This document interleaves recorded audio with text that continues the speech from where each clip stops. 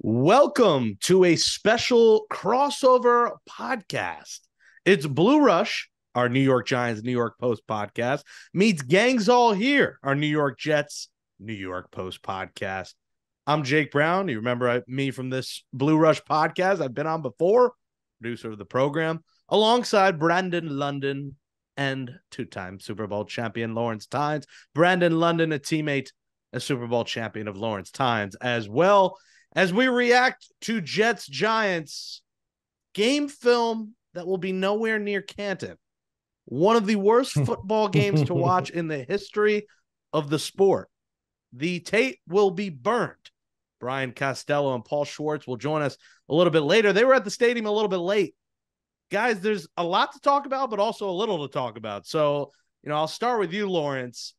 Ugly, man. 24 punts. What'd you say? 42 punts combined in the last two games at MetLife Stadium for the Giants. The Giants basically handing the ball off almost every single play once Tyrod Taylor went down. Fists were pumping in New Jersey when DeVito came in, but his arm was not pumping much because he never threw the ball. A lot of runs, and the Giants somehow, Lawrence, close it out, find a way to lose this game. 24 seconds left. They opt to, I think the big decision we could start with you is 4th and 1. They decide to kick it. Gano misses his second kick of the game. Jets go down the field. We'll get into that. But should they have gone for it there on 4th and 1 and kind of seal the victory instead of giving the Jets a final shot? So my personal preference, I would have went for it. I would have loved to have given the ball to Saquon, see if we can get a yard. They moved the ball really well in that fourth quarter, running the football. I don't think Brian Daboll's wrong for kicking it. You expect Graham Gano to make that field goal. But again, this is just going to go down, guys. This is not hyperbolic either. This is one of the worst losses the Giants have had in a long time because they lost the game, right? More so than the Jets won it. Like, they lost this game. Yeah. They literally gave the Jets a win on a silver platter. And take this for what it's worth. Zach Wilson was the best quarterback on the field. I don't know. I don't care what that means, but they won because they had the best quarterback on the field today. Yeah, he didn't tear up the stat board, but he was able to make enough plays with his arm, put them in positions to get down the field and kick a game-tying field goal, and to get down the field, get a PI on a deep ball, and get the game-winning field goal. So that is what it is. Not throwing the football with a guy who gets paid, who practices, who is your backup quarterback. Not letting him throw the football is criminal. It's criminal. If a backup O lineman goes in, do we say, you don't have to block, just stand there? No, you got to block. Excuse my language. Backup kicker, you got to go kick. Backup punter. Why does he not have to throw the football? I won't understand it. They coach scared. They coach not to lose, and subsequently they lost the game. A little is that ranty like a coaching there, thing? Like, is he not ready to throw it? Like, I don't understand why not attempt it. I understand what they were trying to do, but listen, as the game progressed, especially in overtime, and we talked about this in the pre-show, some of those passes were elementary type throws in the flats that anyone on this show could make, and they got no yards for it. He never threw the ball in between the numbers or in between the hashes of the football game. And he played, I don't know how many snaps, 40, 50 snaps. I don't know what the number is, but unacceptable at this level to not let a kid throw the football. When you're looking at the team stats, Giants threw for what? -9 yards. Negative. I don't even know what to say about that. Yards in an NFL football game. And as a receiver, you're beyond upset because I know the Darius Slaytons, the Paris Campbells, the Jalen Hyatts felt as though that they could make some sort of impact on this game if you got them involved somehow, some way. I thought Saquon had the best game that he's had all season. He looked tough. He ran hard, ran tough. But I think it was just one of those things where you put too much on his back. You're talking about having Saquon try and will you against one of the top defenses, if not one of the top defensive front sevens in football. So the fact that DeVito, who looked good in the preseason, good enough to make the team. I'm not saying that he's Brock Osweiler or like Peyton Manning or anything like that, but he looked good enough. And if you're down to two quarterbacks, Tynes, you have to have some sort of packages or some sort of plays to where DeVito feels comfortable for a situation like that. So the fact that they didn't, the not going for it on fourth down, I think they should have went for it, absolutely, because the way the defense was playing, now you're going to have to make them march all the way down. I didn't like Wink going prevent defense on that because you didn't get the pass rush you needed on Zach Wilson. He broke contain and he was able to hit some guys. But again, like you said, Tynes, they gave this game away. The theme of this game was missed opportunities, and it's been the theme of the season. And that could very much be the end of the Giants season after this game. That's why I said it's one of the biggest losses the Giants have had in some time, and they've done a lot of losing. You almost think that, you know, if you win this game, you feel like you're getting Daniel Jones back, maybe, certainly by Dallas, but I think the Tyrod injury accelerates maybe him playing next week. You get Andrew Thomas back. You start to get some pieces back. And, by the way, Waller's out. This team can't catch a break. I'm not going to sit here and say DeVito should have had a great game or whatnot, but I understand the conditions. We've all played in rain games like that. It really just makes me appreciate number 10 even more than I already do, because he played in that stadium his whole career, and we threw the ball no matter what. 40-mile-per-hour winds, pouring rain, it didn't matter. I didn't expect the same out of DeVito. He's a practice squad kid who was brought up. But you somehow have to find a pop pass, a something, a stick route, a 5-yard, something, Brant, to throw the football. Yeah. But again, that's why the Jets won. They had the better quarterback. Zach Wilson made enough plays. People can say whatever the hell they want about him, but some of those throws he made late in the game and in overtime, those are big-time throws in pressure situations. And, you know, they deserve to win. The Giants, unfortunately, lose another close game. It's been the story of the season. Same in Buffalo, same today. It's bad. It's a bad loss. It's bad. This is one of the worst ones they've had in a while. Let me talk about some of the Jets side of things here. We got the Giants perspective. A little bit of Jets is, you know, Zach Wilson was pretty terrible for most of this game. He made the throws when it mattered most, but this was a guy that, you know, people were saying was due for a bad game. He was due for a turnover game. Now, one of the fumbles was because the Jets were on like their 12th center. The Jets continue with the offensive line injuries. The Giants, they lose Tyrod Taylor. You know, I think we've seen enough injuries already this season. The turf is done. Stop with the turf. Change it up. The combination of bad weather in East Rutherford with that terrible MetLife Stadium turf, there's too many ACL injuries. Woods now done for the year for the Jets, another injury. Schweitzer, their third guy, he's out. So now they have a center that no one's heard of. That caused a fumble. I mean, you guys can comment on this too, but the turf, it's getting dangerous to the point there's too many Achilles injuries. There's too many bad injuries, and guys are on the 4th, 5th, 6th offensive lineman, and it's not like something you could trade. You know, Tuesday's the trade deadline. You can't just trade for a starting right tackle. You can't trade for a starting right guard. You're picking up guys off practice squads, off the street. You're, you know, straight off the couch like Justin Pugh. That's who you're getting at this point. And for the Jets, that's what they're going to have to do because they are the walking wounded. Here at 4-3, you know, Jets Nation here is happy because a win is a win. And you know, Lawrence, you know, Brandon, a win in the NFL is tough to get. But, man, you can't even look at this game tape because, yeah, the defense on both sides was great, but the incompetence on offense. Zach Wilson held the ball for way too long, way too many times. I give credit to this backup Jets offensive line for holding up like they did because that's a hard thing to do. Same for the Giants.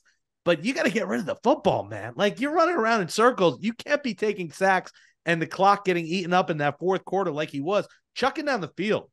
It seems like he's too scared to throw that pick instead of just making the mistake. I'd rather him throw a pick on a deep ball than take a sack, eat the clock, and lose 20 yards. So I think Zach Wilson regressed after progressing the last few weeks, Lawrence. But that's why you gotta watch that tape because you gotta continue to coach this guy up. Like you're not going to be able to trade for a new quarterback and someone come in and automatically. Well, especially because Kirk Cousins is out for the year now. Kirk Cousins is down now, yeah. And the same thing with the turf. As a player, you understand that the turf sucks, but you understand you got a job to do. They're not going to swap that turf out at any point. So whether you're a Jet or a Giant, you look at it like, hey, this is where we play. When the ball comes to me or I get an opportunity, I have to make that play.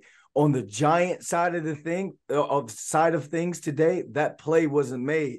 Like Tynes said, Zach Wilson made those plays toward the end, and that's why the Jets are walking out of there still alive, still in the hunt. And for the Giants, it's, again, the same old song. Yeah. The turf is the turf. It was raining. I just think Dexter Lawrence puts a lot of pressure on interior offensive linemen and causes injuries. I mean, he is an absolute load. And you see how he puts people on roller skates. I mean, that's how guys get hurt. Bad technique and things happen. It's why a lot of Giants offensive linemen have been hurt, because they play with such poor technique. Listen, I don't know where you find new alignment, but the Jets are not. You think the Jets are going to the playoffs? I mean, they're 4-3. They're very much in the terrible. Yes, if the Giants are that bad, they can. But come on, like that team is not good. Their defense is elite. I mean, you saw what. I mean, I know it's against a third quarterback, and they ran the ball every time. But the Jets defense is good. And look at they're not a playoff team. Special teams does not get the love. You know, you're a special teams guy, Lawrence. The Jets special teams. Thomas Morstead was tremendous. Absolutely. MVP of the game. In the 5. You had Zerline make the 2 kicks, which he had to make, even though it looked like he missed that game winner. I thought that missed. I did too on TV. But Graham Gano, 2 misses. Greg Zerline, 2 makes. Yep. That's the game, and all the punts. Like Thomas Morstead was fantastic. Yeah, absolutely sniping. He sniped all day long. Very underrated part of the game, but he put that team in great position all day. He's a veteran. He's been doing it for a long time. Jamie Gillan was fine, not as good as he has been, but he did a great job in tough conditions. It's a tough day when the ball's wet. Snappers, those guys handle the footballs. We just kick them, right? So what those guys did today, you got to tip your cap to them, because they just make it look a lot easier than it really is. So I give a lot of credit to both punters. And of course, Graham Gano, he had a bad day. Call it what it is. He's got to make both those kicks. He's kind of had a rough stretch here, 2 or 3 games where he has not been good. So I'm sure he'll take this on his shoulders like a big boy. Got to make those kicks. He makes one of those kicks, the Giants won that game. That's the difference in the game, and a couple of chippies usually for him. I mean, this guy was Mr. Automatic, and Brian Daboll was the nickname last year. Take off the S. His name is his name. He didn't take 4th and 1 twice. He went for the field goal twice. He missed the field goal twice. I think at both times, Lawrence, you're 2-5. Like, go for it. Like, every decision, every button he's pushed this year seems to be wrong, where last year every button was right. And, these tight games are turning into losses because I don't think he's had the guts that he did last year. And, of course, the injuries play a part and a lot of backups in there. But a prevent defense, preventing yourself prevents you from winning. What's the saying? A prevent defense is preventing you from winning. I just think he's coaching too conservatively. In the end, it's all about execution, but I just think we're seeing a coach that, is trying to get things right, and he's just pushing the wrong buttons right now. Yeah. Well, Adoree said in the post game, real quick, Brandon, sorry for interrupting. Adoree said they were an outside man in the regulation play. They were not in prevent. So I don't know what that means. I'm not obviously privy to all the coverages. Maybe you know better than I do, Brandon, but he said they were in I watched his interview post game. He said they were an outside man. And he got nudged. He did get pushed a little bit. And then obviously Zach scrambled and made a nice throw. But outside man, they weren't in prevent. I don't mean prevent defense. I mean preventive coaching. Like, have some guts. Yeah. It's just not enough guts. It's not the exact defense formation, but in terms of prevent, not throwing the ball at all, like we just said before, that's crazy. That's so when he's saying outside man, they were playing outside technique. The help's supposed to be there in the inside. The reason why people say prevent, because there are 3 safeties back there: Pinnock, Xavier McKinney, and Dane Belton were all 3 back there. But yeah, there's supposed to be some sort of help inside, to where that's where you want to funnel. That's where your help is, to funnel. Don't let anything go outside of you, because I believe the Jets at that time had 1 or no timeouts. Oh, that's right. Yeah. So you don't want them to go to get the catch and get out of bounds. What had happened was Zach Wilson broke contain. I don't know who it was, what side it was, but he broke contain, got outside that pocket. And there was another one. I'm maybe messing up the throws, where he kind of stood in there and he took a hit and delivered a ball as well. So it's one to go back to what you're saying, Jake, about how Brian Daboll is missing when he's going conservative. I think in the NFL, you cannot play conservative for back-to-back quarters, 2 quarters in a row, and expect your defense to just continue to play lights out and stop an NFL caliber offensive team. You got Garrett Wilson on the other side. You got a guy like Breece Hall, who, as we said in the pregame show, he touches that ball in space, he's gone. And we saw that when they didn't get him down in the beginning when they scored that first touchdown. So Brian Daboll, when it comes to him pushing that button, he's missing on the conservative side. Last year, he was aggressive, and it's like shooting craps almost. Like he was aggressive with his betting, with his play calling when it came to being aggressive. And it's just backfired this year, and it's just something that has continued to plague this team. And it's unfortunate because guys are giving effort. It's not like you're seeing people back down or guys giving up. You're seeing guys compete. But at the end of the day, the performance is just not enough, and it hasn't been enough throughout the course of the season. Yeah, and that's what I mean when I say preventive. He just has not been aggressive. He's just preventing himself from losing a game with certain decisions, and he ended up losing the game. And the Jets win 13-10. They improved to 4-3. The Chargers will come to MetLife Stadium. They are playing as we record right now against the Bears. The Chargers come to MetLife for another primetime game. Hide your eyes. Zach Wilson is in prime time once again, but the Jets are right in the thick of things. And for the Giants, guys, 2-6, you're in a weird position. Tyrod Taylor, we haven't talked about much, rib injury, gets sent to the hospital. He was down on the ground on the sidelines for a while. I was scared for him. Hopefully he's okay, but, do you put Daniel Jones back? I don't know if he's ready. He could be done. Tyrod Taylor could be done. Is this DeVito for the rest of the year and you're tanking? What do you do here at 2-6? And then on top of that, Lawrence, you got the trade deadline in under 48 hours. This loss could maybe affect some decision. Not that you have many pieces to give away, but maybe a Dory Jackson. I think the Giants have a lot of pieces to give away, and I would be 100% selling right now. No questions asked. Who? You got to do what's right. You're selling. Who's you got to do what's right. Everyone's on the table. Every single player except my young guys, my Andrew Thomases, Hey Banks. my rookie, my young guys. But all my vets, those 4-year plus type guys, the Adoree Jacksons, the Xavier McKinneys, the Darren Wallers, if someone wants a guy with a bad hammy, they're all on the table. Leonard Williams. 100%. Leonard Williams, if you want to take his $32 million cap hit this year, I don't know what his base is, but I think it's number 1 on the Giants team.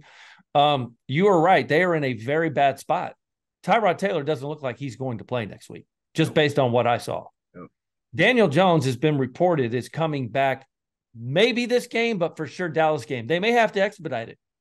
And if Andrew Thomas can come back, you feel a lot better about putting Daniel Jones in that game against the Raiders with Andrew Thomas back. Because that offensive line, outside of a few, glitches here early, they played pretty solid football.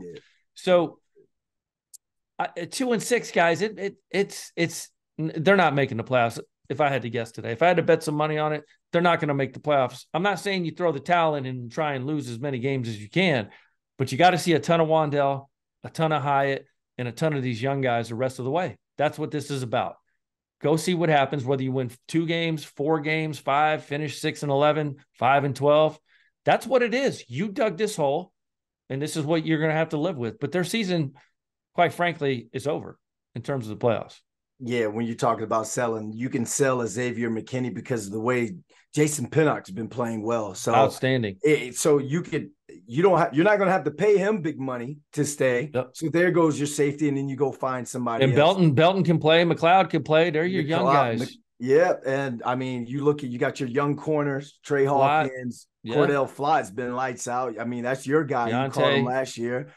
Tay Banks, who I thought between he and Garrett Wilson, you saw good on good the entire game. Both those guys were making plays against each other, and I was locked in on it, like, because Garrett Wilson, man, the way he comes off the ball, it looks his stem, everything about him is elite.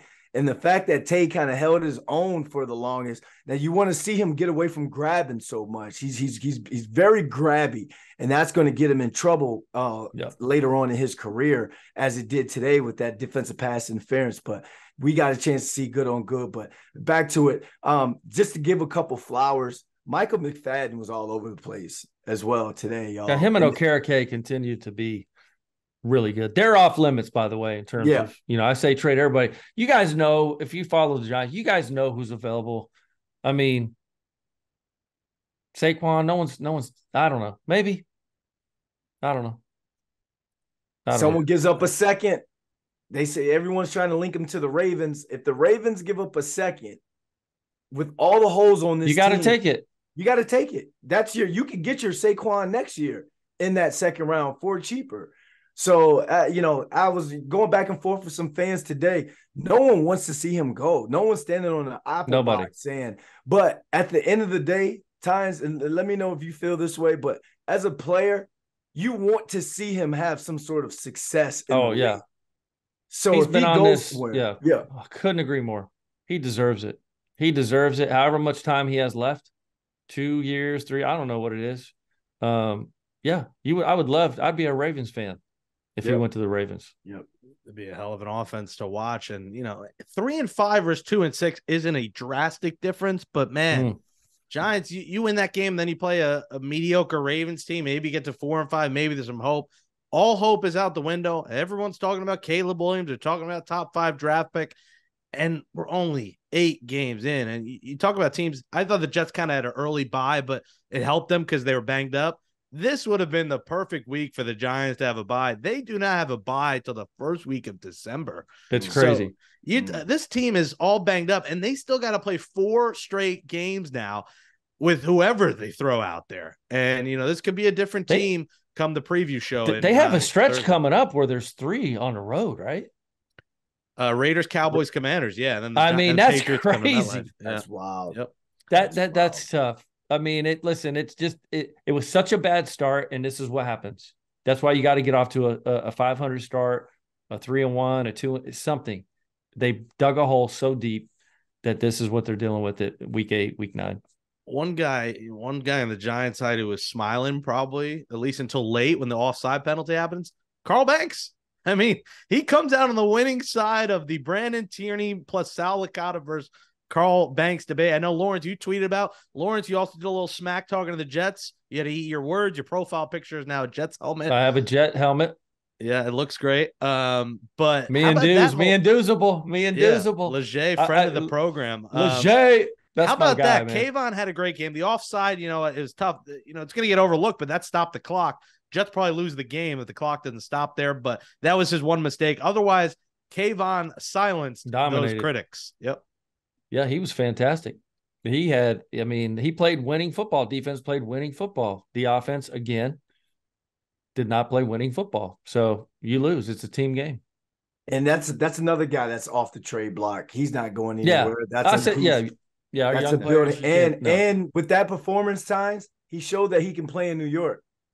He showed that you can hear the chatter. Everyone hears a chatter. You heard that, and I can't confirm it, but you probably go up to Carl Banks and you say, "Hey, thanks, man. I appreciate you getting my back," because he can't come out and say anything. Yeah. But what he did is he said that's the ultimate shut up with the way that he played today. The dude was lights out. He was all over the field. And after the game, Robert Saleh talking a little smack. He said, "To say you're king of New York is pretty cool. There is no king coming out of that crap show that we just watched at He's MetLife a clown. Stadium." He's an absolute clown. Like, who says that? The king of New York. You won a game against a 2-5 team with Tommy DeVito at quarterback, and he says it feels good to be the kings of New York. You playing who you but he can't help who's hurt, who's not. Like, I like he's that type of he's stuff. the ultimate motivator, but yeah, it he is man. A statement like, in some ways. That's corny. That's what that is. That's corny. Like, listen, and they can say whatever they want. They won the game, but that's corny. Listen, the Jets have talked a lot this year. Right now, they're backing up. They're 4-3 in the thick of things. They're gonna be on the couch with them Giants too in January. You watch. I don't know. We'll see. I think the issue is you can't get Kirk Cousins. You can't get another quarterback, but on the field, looking a little bit better each week. Do you know there is a strong majority of Jets fans that are so freaking delusional. They think that Aaron Rodgers is going to somehow play this year. They really think that. What doctor in the world is going to medically clear him to play football? None. Zero. Nada. You heard it here first. Dr. Joe Rogan. He will not play a snap this year for them. No way. I think he goes by his own way, and there's going to be someone that clears him. That hype is making me buy into it, man. Like, I'm not going to lie. I'm looking towards him trying to get out there and play. And they need and then he's going to blow it up again. That's what you worry about. Because, you know, I talked to Brandon Marshall the other day on Gangs. Are you going to mortgage the future for the present? If he's good to go, I say, but he's not going to be 100%. Well, let me ask you this. Would you rather Zach Wilson play the rest of the way? This is what I would much rather have as a coach. Let him play the rest of the season. We go 8-9, 9-8, whatever the number is. Say they do get into the playoffs. Zach Wilson is so much better of a player.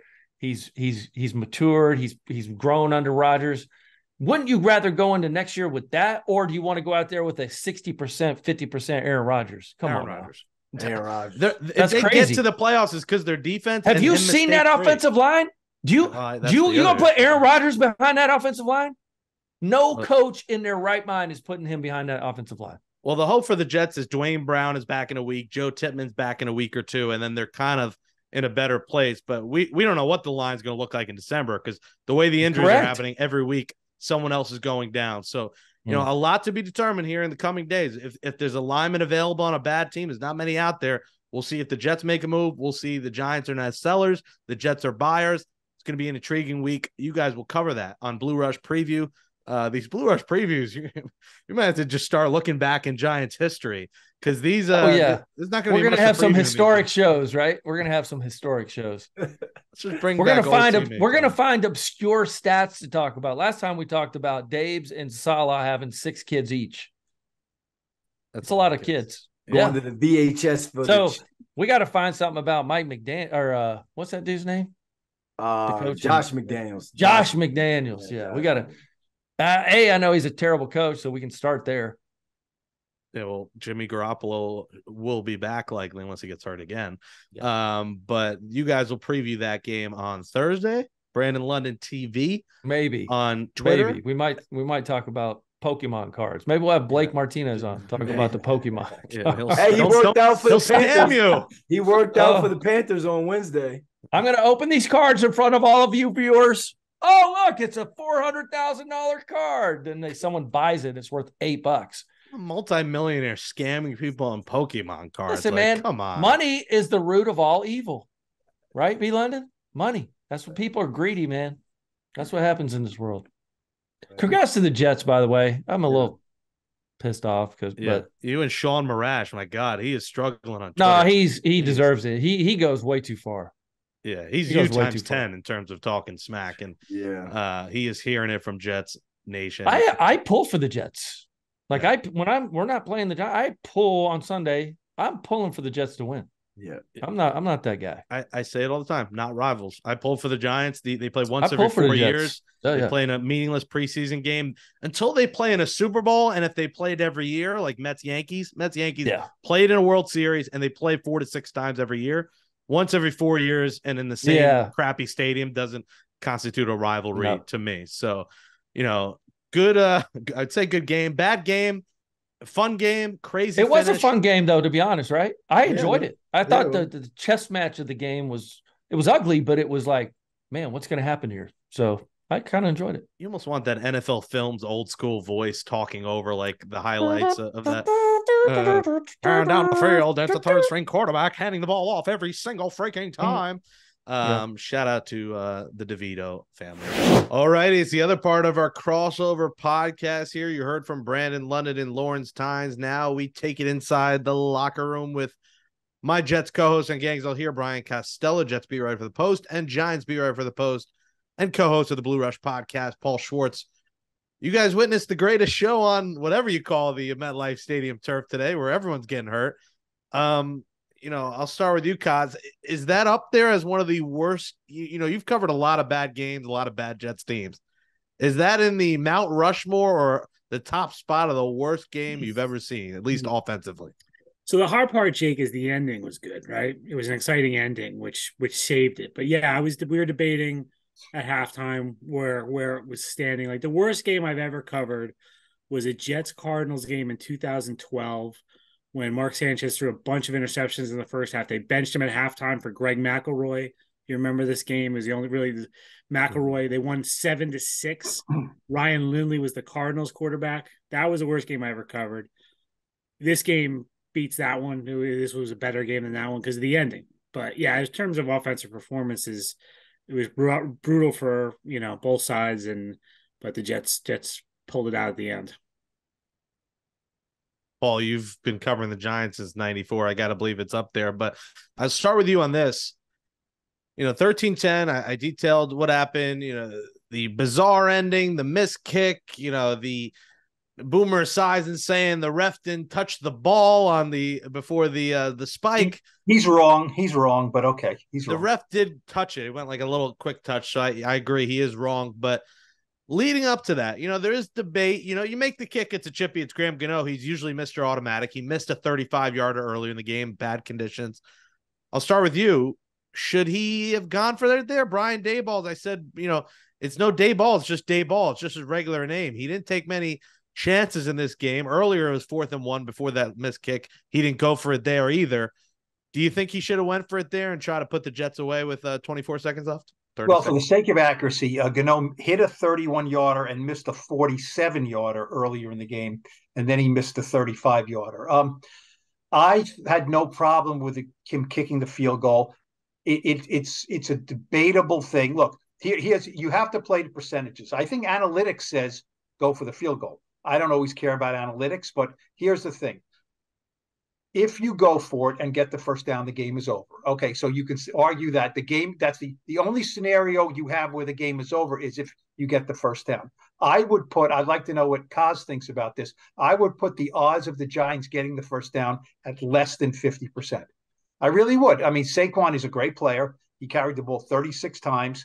But they weren't exactly moving him off the line. He got 128 yards on 36 carries. Do the math.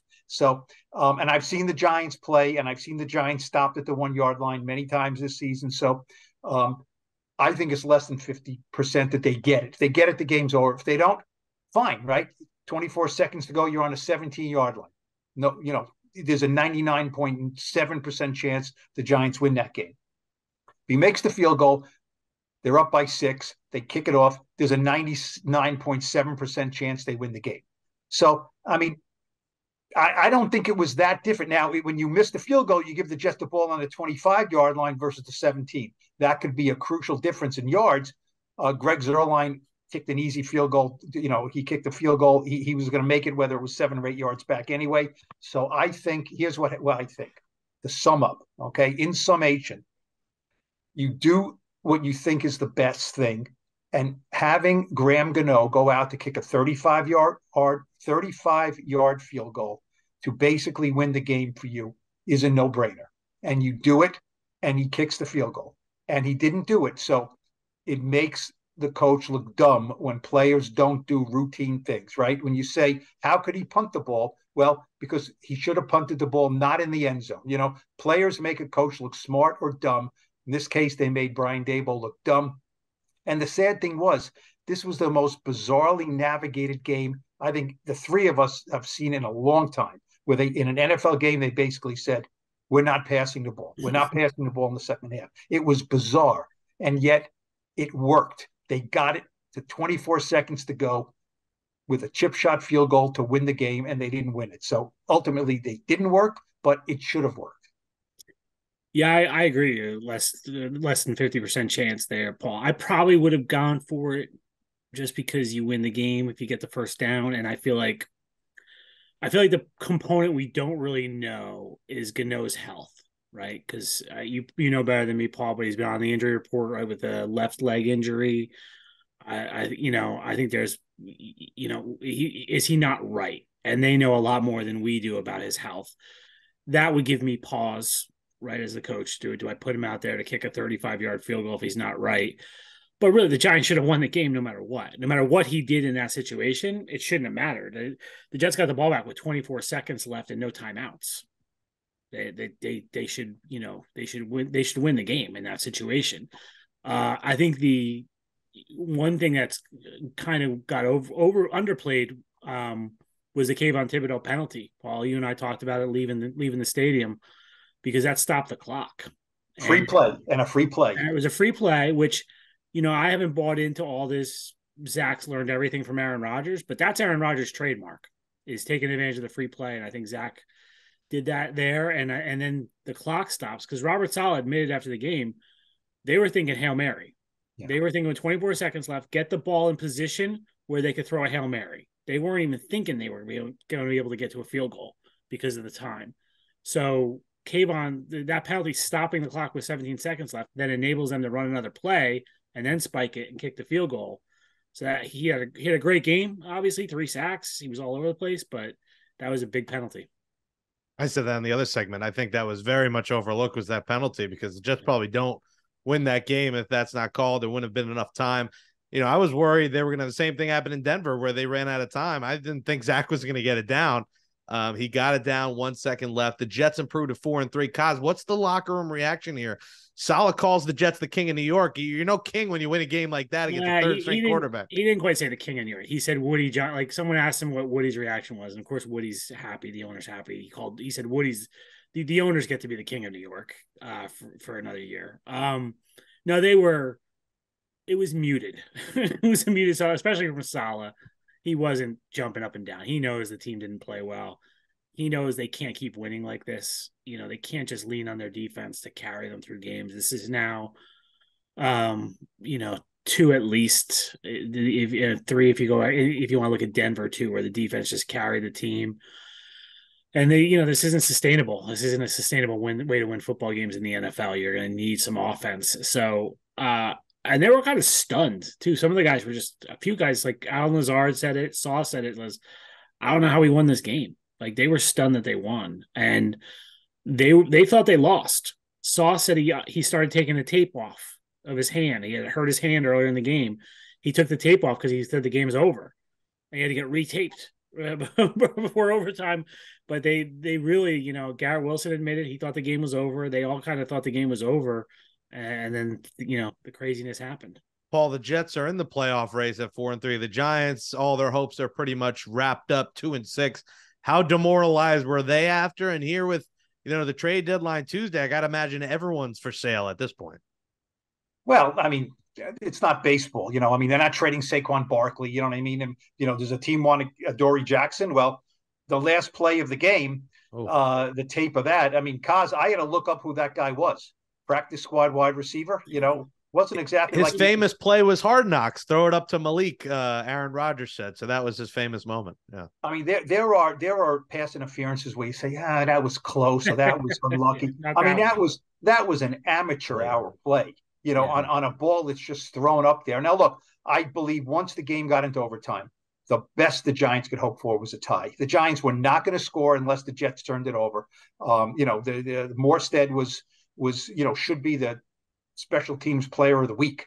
You know what I mean? I mean, his punting was in a game like this. His punting was phenomenal. The Giants were backed up. You have a team that's backed up and a team that is afraid to throw the ball. It's not a recipe for a lot of yards and a lot of points here. I don't think the Giants were. I've seen worse locker rooms. I think after the Bills game, where the game ended on the 1 yard line, was worse. This game, I think they were stunned, but and it's a bad thing to say, and because the Giants were a good team last year and made the playoffs, but this year something is just not right. And they can say, we expect to win every game.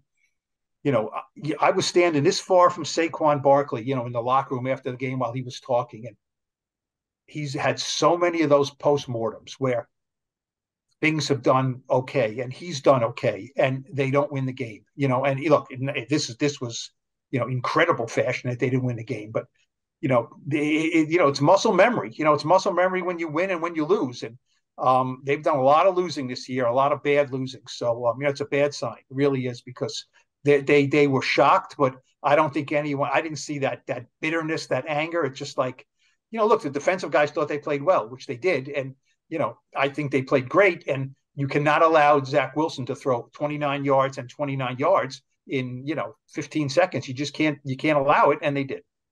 Because the Giants dealing with injuries, Tyrod Taylor gets hurt, gets sent to the hospital.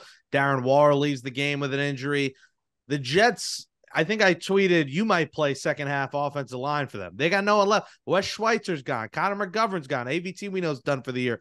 Tippmann was out today coming into the game. What the hell do they do on the offensive line?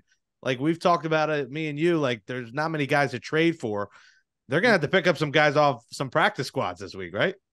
Nick Mangold ain't walking through that door, Jake.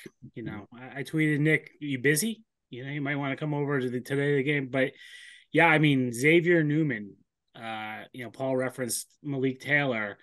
And I think, yeah, your diehard Jets fans know who Malik Taylor is because of the Hall of Fame game and that pass from Zach. I'm going to guess not many of you knew who Xavier Newman was going into this game. Another practice squad elevation on Saturday.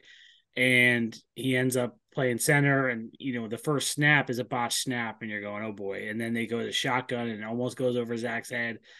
But they figured out a way. I don't know. I mean, Tippmann, I think it's a good sign with Tippmann, Jake, that they didn't put him on IR on Saturday, right? So that tells you they don't think he's going to be out for too long. Can he be back next week? Because essentially they were on their fourth string center, right? Because I would count Tippmann as the backup center, even though he's playing guard. And then they go to Schweitzer, and then they go to Xavier Newman. Yeah, it's not pretty right now on the offensive line, and we'll see what happens. But I saw McGovern in the locker room after the game, Jake, a huge brace on his left leg. I would say I'm not a doctor, but I'd say there is absolutely zero chance he's playing next week.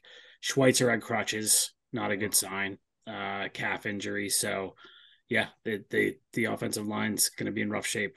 They're going to be begging Dwayne Brown and Joe Tippmann to come back. Luckily, they'll have the extra day because the fans get to watch this Jets offense in prime time again next week. Next Monday, the Chargers. Next 2 weeks. Next 2 weeks in prime time. Another one. Oh, my goodness. It's not even fair to the audience. But listen, they're in the race. They're tied for the playoffs. If season ended today, they wouldn't make it. They lose out on the tiebreaker. But the Chargers are right there, a game behind them. So next week's, a big game in the AFC wildcard race. For the Giants, Paul, they go play the Raiders. Like, what do you do here at quarterback? If Taylor misses time, you're not going to rush Daniel Jones back. Is DeVito your starter? Do you pick up, Colt McCoy? Like, what do you do here at quarterback? Well, Tyrod Taylor spent the night in Hackensack Medical Center with a rib cage injury. So he's not playing in Las Vegas. You know what I mean? Daniel Jones is close. I'm told he's close, but the feeling was kind of week 10, not week 9. He would have to be cleared like tomorrow and get on the field Wednesday. I don't know if that's going to happen. And I don't, you can kind of, like Tom Coughlin used to do, right? Like, let's go. Like he would talk about injuries. He'd be like, okay, let's go here. Let's go. You can't let's go with a neck injury, but look, they'd love to have him back. Are they going to sign Ian Book or Matt Barkley? They had those guys in a few weeks ago. Barkley knows Daboll's offense. They're going to have to sign somebody, but those guys aren't going to start next week in Las Vegas. Look, and I think this is fair, Kaz. I want to know what you think about this, that the quarterback is the most important guy, right? And what's that old cliche? Well, the backup quarterback is the second most important guy, right? And it's like, well, I covered Eli Manning for 16 years. The backup quarterback was not the second most important guy. He was the 54th most important guy because he never played. But, Zach Wilson's an important guy because the starter got hurt. Now, Daniel Jones has not been available the last 3 games. Tommy DeVito has been a practice squad elevation the last 3 weeks, right? I know you're it's kind of slim pickings when you have your third string quarterback, but when you have a quarterback in there that you are afraid to have throw the ball, then should he be your backup quarterback, right? He was the backup quarterback the last 2 weeks, the last 3 weeks now. You can't find anybody great out there, but if you have a quarterback out there and Brian Daboll says, all right, it's a 2-6 game, it's a Saquon Barkley game, he can't throw the ball because something bad's going to happen, then that's not good. That tells me that he's not ready to be in the NFL and, not a ragging on Tommy DeVito. If he's not ready to be in the NFL, then why is he the backup quarterback? Yeah, it's tricky, right? Because I'm sure they see him as a developmental quarterback, right? That they don't want to play, and he was in the practice squad, and you bring him up, but yeah, it's weird. I mean, he's the backup. What was the situation? Was it when was it, Paul, where they had signed the guy off the Bills practice squad to play? Was that 2 years ago? Was that Judges last year? Was it from Georgia? They signed him off the Bills practice squad. And I always thought that was weird. That was the opposite. I thought they signed. I'm like, why would they be signing a guy off a practice squad if they had someone in the building all year? I don't remember who the Wasn't it Mike Glennon? Was it Mike Glennon? But then I think Mike Glennon got hurt. Wasn't there somebody else that was like a younger guy that was the developmental guy? But I mean, Trevor Simeon's on the Jets practice squad. They could sign him, right? Kirk Cousins is no longer. We're no longer talking trade Kirk Cousins, Jake. Huh? Thoughts and prayers to Kirk Cousins and his family. Look, there's nobody they can pick up that can play in a week. You know, no. I mean, unless, but yeah, Barkley. I mean, he knows Daboll's system, maybe. But I don't think he can play. I think, they probably need someone to be a backup if Daniel Jones is not available. You definitely need someone to be a backup. I mean, you can't have DeVito and Saquon Barkley as a wildcat quarterback. I don't think that's going to work. Yeah. I mean, I do think too, Paul, DeVito will have a better shot having a week of practice as a starter. They'll figure out plays that he likes. They can. I don't think they're going to go into the game against the Raiders running the single wing next week, but right, they'll give him a little better shot. Look, I understand they could get away with it this game. Look, you could say, well, if he threw the ball a little bit, maybe they could have scored some points and then they wouldn't have to be in the situation they were in. But as long as it was 10-7, I think Daboll was okay with. He's not losing the game for us. You know, it's 10-7. If we don't give up any more points, we win. He can't screw the game up. We're going to hand the ball to Saquon. I get it. But, next week, the Raiders come down and score and it's 7-0 and the Giants. So, at some point, you can't always choreograph the game that way. We'll see. Look, screen pass, something like a tight end screen, a halfback screen, some kind of throw. Paul, Jake loves to play offensive coordinator. I'm sure he'd say reverse, right, Jake? Something like different. It was like watching Brock Purdy when he's hurt in the playoffs. That's how they were running the offense. They were just they went well, he had Deebo Samuel to throw to. And they did throw it. He did throw it to Saquon out wide twice. The Jets were waiting for it. Look, the Jets have a good defense. The Jets have good defensive backs. So I was stunned that the Giants got the ball back, nursing that 3-point lead, and it's 9:20 to go. And I'm like, okay, here we go. The Giants held the ball for over 6 minutes, right? Saquon. And thanks to Michael Clemens jumping off sides on Correct. And Jets penalties almost killed them. And right. I mean, what's his the roughing of Jermaine Johnson on the unnecessary roughness on DeVito. Set up the touchdown, helps them score a touchdown. Yeah, I mean, 9 penalties, 4 personal fouls, some big spots. There was 2 personal fouls, I think, on that touchdown drive.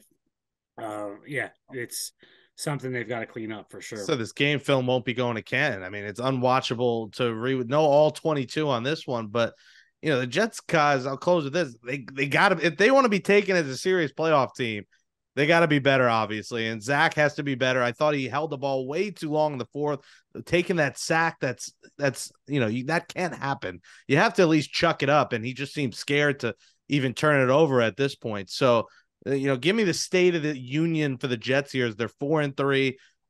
They got the Chargers Monday night at MetLife Stadium. Hopefully a game where there's no rain impacting. I mean, every Jet-Giant game at home, it feels like it's either a monsoon, it's raining, there's conditions. What's the state of the Jets here at 4-3? They're in the playoff picture, but it's a blurry picture, right? There's teams that they're with that are as flawed as them. Honestly, the Steelers are flawed. The Browns are flawed. The Bengals were flawed. I think the Bengals might be finding their legs, and they might take off from that group that's all tied at 4-3 right now. We'll see what the Chargers are next week. But yeah, this feels a lot like last year, Jake. I've said this before, like where they were winning games, but the offense wasn't doing much, or Zach specifically wasn't doing much, and you kept kind of waiting. And he hasn't had that game yet, like he had last year against New England, where it was terrible, like just turning the ball over a ton. I still think that game is going to hit at some point. And you're not going to be able to overcome that. So we'll see. And then, the specter of Aaron Rodgers still hangs over everything, Jake. He was on the field before the game. He may have thrown the best passes, of the day. His warm-up passes. He certainly threw the ball more than Tommy DeVito did while he was warming up. So, as long as that is out there, that maybe he can come back, there's still hope for this Jet season. He did have more passing yards than him than the Giants at -9. I mean, I've never seen a team nearly win and negative 9 passing yards. State of the Giants here, close it out, Paul. 2-6, trade deadline Tuesday. Everyone's hurt. What's the state of the team right now? That sounds good, Jake. You set that up nicely. Yeah. Put a rosy picture, Paul. I see some. Well, I think they're going to trade their 2 old starting pitchers. They're going to get prospects, and I think going to have a rebuild here. Trade deadline's a lot different in baseball than it is in football. The Giants going to trade someone off. I mean, does anyone want Paris Campbell? I don't know. He doesn't do anything. Does anyone want Dory Jackson? It's a decent amount of money they have to pay the guy for the last half of the season. He's not that good of a player anyway. He could help somebody, I'm sure. I'm sure if you put him on a good team, he can be your 3rd or 4th cornerback, no question. Look, the state is really bad. I mean, it's really bad. 2-6 is a bad record. You imagine if they have Tommy DeVito go out there and lose to the Raiders in Vegas, and then they say Daniel Jones is ready. He can come back and start week 10 against the Cowboys. I mean, which started this whole colossal spiral down 40-0, where they couldn't block anybody. Now, they will get Andrew Thomas back, I think, at left tackle. That's good. John Michael Schmidt came back to play center today. So if they get Andrew Thomas back, then Justin Pugh becomes your left guard. He becomes your best guard. So that, helps 2 or 3 positions there. Evan Neal comes back. I don't think Tyree Phillips has played terrible at right tackle. So I think there's a chance they will have their best 5 guys. Allows Ben Bredesen to play guard like he did today. It allows them to have their best 5 guys on the offensive line. That's something.